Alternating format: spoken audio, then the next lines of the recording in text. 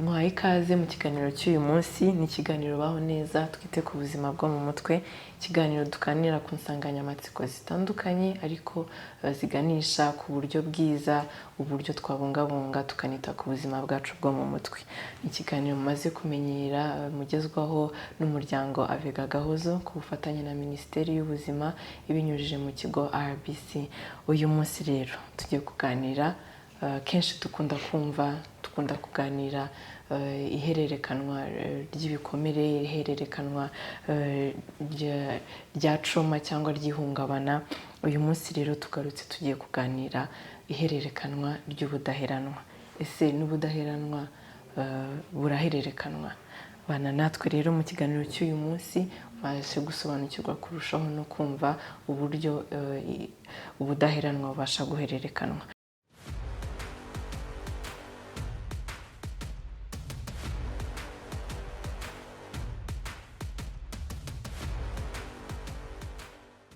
Tugiye kubana rero n'abatumirwa dufite uyu munsi bari budufashe gusobanukirwa kurushaho kuri iyi nsanganyamatsiko. Mpereye iburyo bwanjye turi kumwe na Twizerimana Oscar. Oscar akaba ari umupsikologe cyangwa umuhumurizamutima muri Aegis Trust. Oscar, tuguhaye ikaze. Turi kumwe kandi na Dr. Shast. Dr. Shast akaba ari umwarimu muri Kaminuza y'u Rwanda, ariko kandi akaba ari n'inzobere mu buvuzi bw'indwara zo mu mutwe cyangwa indwara, ibindi bibazo byerekeye ubuzima bwo mu mutwe. Dr. turakwakiriye. Urakoze cyane Melissa. Yego. Uyu munsi rero tugiye tugarutse tuvuga ihererekanwa ry'ubudaheranwa. Ubudaheranwa turi kuvuga rero Dr. Ese ubudaheranwa ni iki? Urakoze cyane Melissa. Ubudaheranwa wakwibaza ngo ni iki? Ubundi umuntu agira ubudaheranwa iyo yanyuze mu kintu cyagombaga gutuma aheranwa.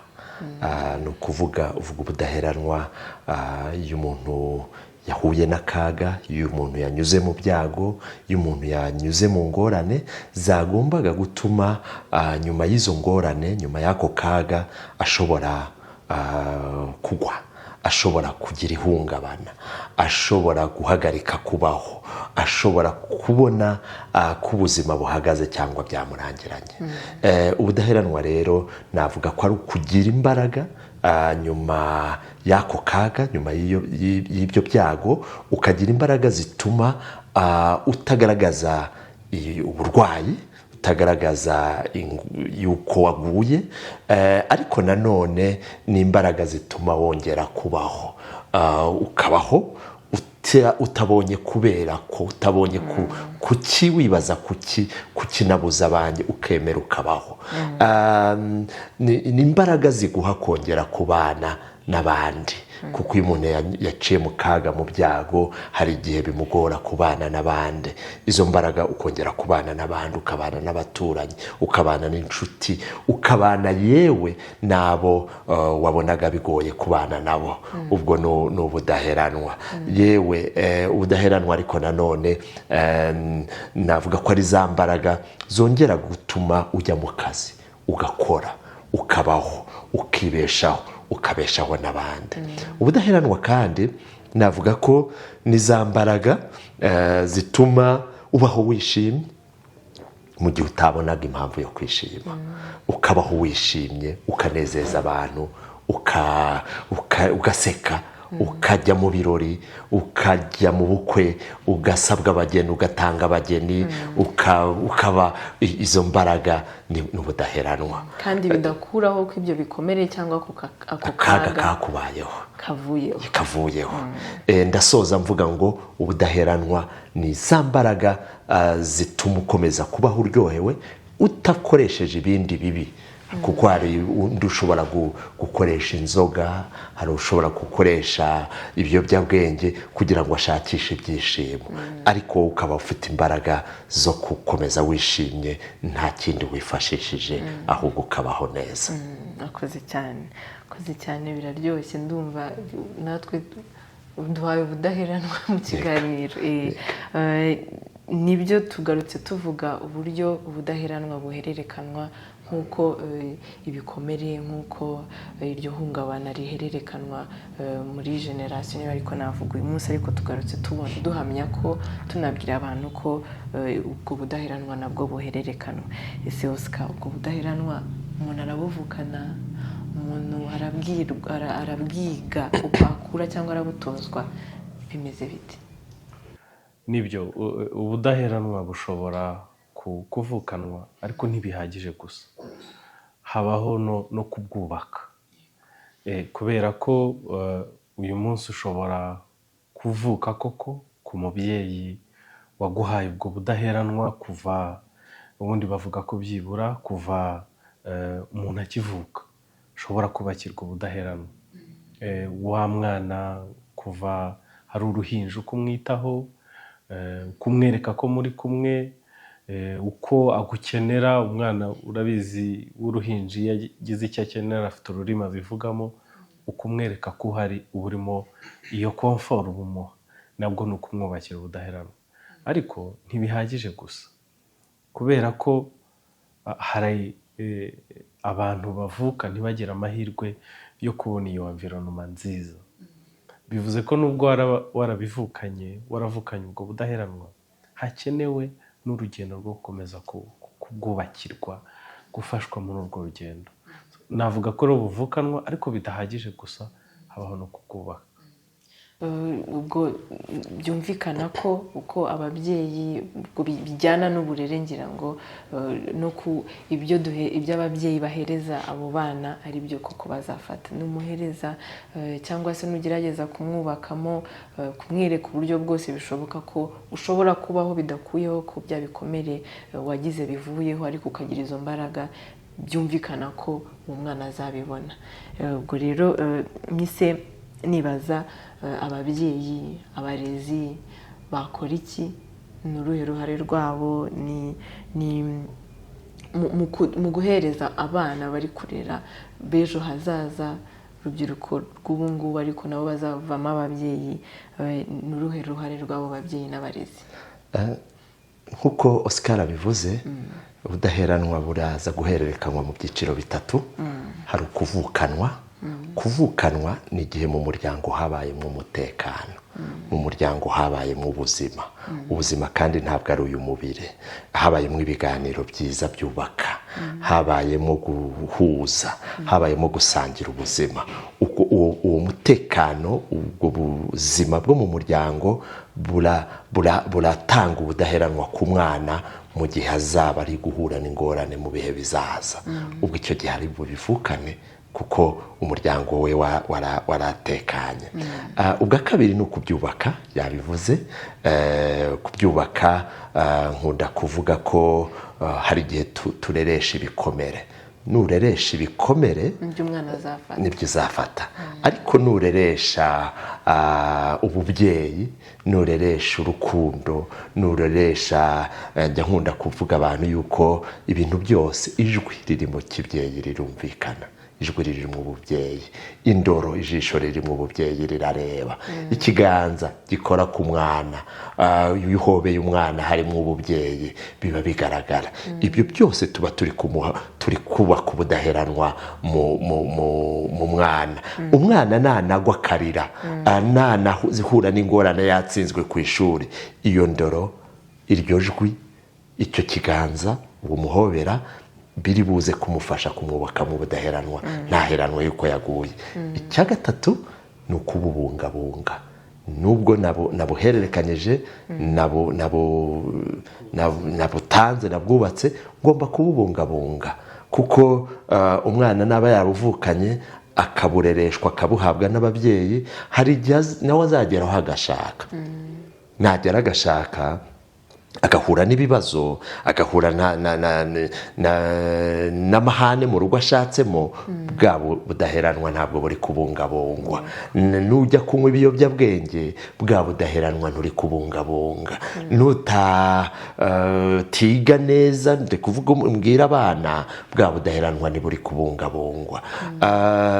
Ndi buvuge noneho buriya noneho n'abana kuko turi kuvuga ku guhererekanya ubudaheranwa, reka ngaruke no mu gihe cyo kwibuka tukirimo. Abana bakeneye kumenya amateka, abana bakeneye kumenya ibyabaye ku miryango yabo. Nutabibabwira bazabyishakira. Ni ukuvuga uko kubabwira amateka ko yabaye, ko kubabwira umubabaro kaga nahereyeho mvuga, bakamenya ukuri ko byagenze nuko byagendekeye ababyeyi babo cyangwa nyirakuru. Tuzaba turi kubaha ubudaheranwa. Hari abantu batinya bakavuga bati nimbwira abana ibikomeye ndi kubaha ihungabana, ahubwo hari uburyo mbibabwira nkabibabwira neza mu buryo bibubakamo ubudaheranwa. Nabivuga rero ubwo buryo nka bungahe: kubwiriza abana ukuri, kubareresha ububyeyi, ndetse no kubarerera mu muryango utekanye, haba mu muryango, ku ishuri n'ahandi. Turabaha ubudaheranwa. Uri kuvuga hari ikibazo cy'amatsiko minsi ngira, bishoboka ko hari n'udukurikiye wakigira. Ese birashoboka ko kubera amateka se cyangwa n'imiterere y'ubuzima bwa buri munsi habaho umuntu udafite ababyeyi cyangwa n'abarezi batamuhaye ubwo budaheranwa turi kuvuga? Ese ashobora kuba ari umubyeyi ubu ngubu cyangwa ari n'umujene utaragira iyo famiye? Ese umuntu utarabonye amahirwe yo kugira abo bamurera bakamuha ubwo budaheranwa, birashoboka ko aka kanya iyi saha yumvise Dr. Shasta ari kuvuga cyangwa Oscar ari kuvuga ko ubwo budaheranwa, birashoboka ko yatangira kubaka ubudaheranwa kugira ngo no muri yaba abo abazamukomokaho se azabubahereza, ariko yarabwubatse bidakeneye ko babumuhereza? Ibyo bintu birashoboka? Ni ikibazo cy'amatsiko nibajije, ubwo murambwiye ko mubitekereza. Nibyo birashoboka cyane, kubera ko abantu bose ntibagira amahirwe kimwe yo kubafasha guhura n'ababubakira ubudaheranwa. Kubera ko warukomoje ku mateka y'iki gihugu, iyo uri kuvuga ubudaheranwa ubundi ku banyarwanda burenga umuntu ku giti cye bukajya no ku gihugu, kubera ko mu mateka yacu habayemo jenoside yakorewe abatutsi. Uyu munsi turacyari no mu minsi 100 yo kwibuka. Abenshi jenoside yasize imfubyi. Uwo muntu rero watakaje umubyeyi wishwe muri jenoside, ahari wenda ushobora gutekereza ko ibyo byarangiye, kubera ko nta mufite uzamufasha, ubwo budaheranwa bitanamureba. Ariko ubundi si byo. Iyo tuvuga kubaka ubudaheranwa, habaho no kubusenya. Habaho ibituruka hanze bishobora kuza kubusenya, ariko hari n'ibishobora kuguturukaho. Akenshi muri iyi minsi umuntu yaganiriza nk'abantu warukomoje ku bajene, abakiri bato, uvuga ngo ese waba utekereza ko uzagira ubudaheranwa kandi ntawagufashije? Oya, hari imbaraga z'umuntu n'ubushobozi bw'umuntu asanganywe karemano. Niho akenshi wasangaga abantu baca n'imanza batari kuko wabuze abantu, wowe wabuze abantu, uriya ntiyababuze, wari ukwiye kuba wowe ukomeye. Oya, ikibi uko kingezeho, uko kinkoraho siko kizakora kuri Melissa, siko kizakora kuri Dr. Shasta. Mu magambo make navuga ko nubwo utagize amahirwe yo kugira abagufasha kubwubaka, ariko nawe hari izo mbaraga karemano ufite. Mwibuke ko tuvuga ko bushobora no kuvukanwa, ushobora kuba yarahererekanijwe n'umubyeyi we. Umubyeyi we mbere ya jenoside yari afite izo mbaraga, hari uko yarezwe. Hari uburyo rero ushobora kongera kubumurikira, ukongera ukeguka nyuma y'icyago. Binajyanye n'ubundi n'ubusobanuro. Nyuma y'ibibazo, nyuma y'amakuba, urongera ugahaguruka gute? Birashoboka rero kongera guhaguruka, ariko nk'uko nanabivuze ku mateka y'iki gihugu cyacu, biva no kuri wowe ukareba n'abandi uko biyubaka. Habaho no kurebera abandi, kubera ko amateka y'iki gihugu agaragaza ko abantu bishatsemo ubudaheranwa, barabwubatse, igihugu nacyo kirabafasha binyuze mu buyobozi. Twavugaga kuba utaragize umubyeyi ukubakira. Abanyarwanda tugira amahirwe. abayobozi babohoye iki gihugu bagiye bafasha kubaka ubudaheranwa bw'abantu biciye muri gahunda zitandukanye. Uwabuze rero umubyeyi yabonye igihugu nk'umubyeyi kimufasha kubaka ubudaheranwa. kandi usorejeho ka wabuze umubyeyi, udafite umubyeyi, igihugu cyabaye umubyeyi wo kugira ngo cyubake ubwo budaheranwa. Numva ari n'amahirwe akomeye, yaba uri kwibaza se ko ngewe ntabwo navukanye se cyangwa nta wabuntuje cyangwa nta wabumpaye, ariko igihugu kirahari, izo serivisi zose zirahari zo kugira ngo twongere tubeho bidakuyeho ibyo bibazo n'akaga tuba twarahuye nako. Yego, reka ngaruke yewe no mu byiciro byo guhererekanya ubudaheranwa, nabishyira mu byiciro bine. Icyiciro cya mbere ni igihe mbere y'uko uvuka, mbere y'uko ababyeyi bakubyara. Ababyeyi bakubyaye ni bande? Mbere y'uko yewe munashaka, mbere y'uko uvuka no harimo ibyiciro bibiri. Mbere y'uko usamwa, ababyeyi aho ntibakomeretse, ababyeyi aho ntibafite ingorane. Nkaba ndetse nkangurira n'urubyiruko n'abakiri bato n'ababyeyi, reka mpere ku rubyiruko rwenda gushaka. Niba hari ibikomere ufite, niba wumva utameze neza, urasabwa gukora urwo rugendo rwo gukira ibikomere, kuko uba ufite amahirwe make cyangwa se menshi yo kwanduza ihungabana. Ariko niba ushatse umeze neza, uzanduza ubudaheranwa. Niba ari ukwanduza, uzaha abana ubudaheranwa izo mbaraga. Igihe cya kabiri ni igihe bagutwite, wageze mu nda. Nanone ndakangurira ababyeyi bumve ko ari amezi 9 umwana ari mu nda ni igihe gikomeye, ni igihe cyo gutanga ubudaheranwa, ni igihe cyo gutanga imbaraga, ni igihe cyo gutanga bya bintu mugenzi wanjye Oscar yavugaga, umwana azavukana bizamufasha guhangana n'ingorane. Ni nayo mpamvu nkunda kuvuga ko ubudaheranwa bwa mbere buhera mu muryango. Icyiciro cya gatatu ni umwana kuva reka mbyite ubwana, nubwo buri mu byiciro byinshi. Umwana aravutse, ni uruhinja, afite imyaka 2 kuzageza ari umwana muto 5. Icyo ni icyiciro gikomeye nanone cyo guha ubudaheranwa umwana. Ni igihe gikomeye kwa kundi yonka kureba, uzareba niba kureba mu maso ufite agahinda, uzamuha ihungabana. Niba kureba mu maso ufite ibyishimo, uzamuha ubudaheranwa. Ni igihe gikomeye muri kwa guhererekanya ubudaheranwa. Hanyuma igihe cya gatatu ni igihe cy'ubugimbi n'ubwangavu. Umwana ageze mu gihe cy'imyaka 13, 14, 15, arenda kuba umugabo, arenda kuba umuntu mukuru. Bakunda kuvuga ko ni ikiraro kikuvana mu bwana kikujyana mu bukuru. Icyo kiraro rero kirakomeye cyane, kuko niho ababyeyi turongera gushyira imbaraga. Wenda umuntu yakwibaza ati turakora iki? Niho cya kindi twongera noneho guha umwana umwanya akaba umugabo, kugira ngo naba mukuru ageze mu myaka 20 na abafite koko ubudaheranwa. Hanyuma nkagaruka kuri cya kibazo wumvise rero ko niyo waba utarabonye ababyeyi, niyo waba utarabonye hari ibyo wavukanye, yewe ndetse n'abo utabonye basogokuru, hari igihe baba baragize ubudaheranwa, hari indangagaciro badusigiye bakazisigira ababyeyi bawe n'abo utabonye, kandi ziri muri wowe ugomba kubakiraho, ugomba kubungabunga, kugira ngo ubudaheranwa bwawe nubwo wasigiwe n'umuryango ubusigasire. Yego, mwakoze cyane.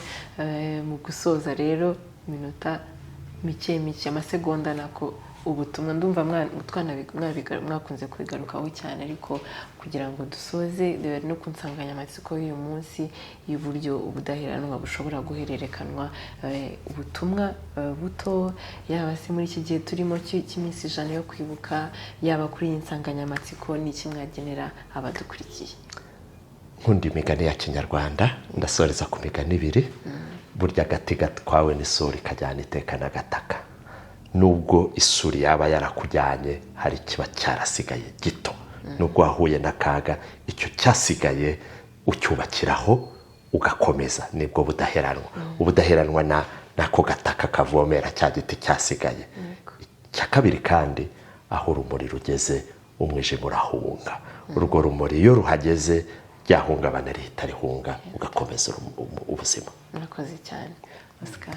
Murakoze cyane Melissa. Navuga ko nubwo abantu byagiye bigaragara mu bushakashatsi kenshi ko bahererekanya ihungabana, ariko kandi hakwiye ubu kujya hagaragazwa nuko by'umwihariko abanyarwanda bahererekanije ubudaheranwa, kubera ko unabirebye neza hari imibare ikivuga ku ihungabana uko rihagaze n'ibikomere mu banyarwanda, ariko hakwiye n'ubushakashatsi bugaragaza by'umwihariko uburyo abanyarwanda bahererekanije ubudaheranwa mu bihe bagiye banyuramo bikomeye. Iyo tuvuze ubudaheranwa ku banyarwanda bigira ubusobanuro kurusha ahandi hose twashaka kubishakira, kubera amateka iki gihugu cyacu cyanyuzemo. Navuga ko rero abantu bakwiye kuzirikana ko guhererekanwa k'ubudaheranwa mu banyarwanda bihari, bivugwe kandi bizagaragazwa. Murakoze cyane. Ndabashimira namwe mwabanye natwe mu kiganiro cy'uyu munsi.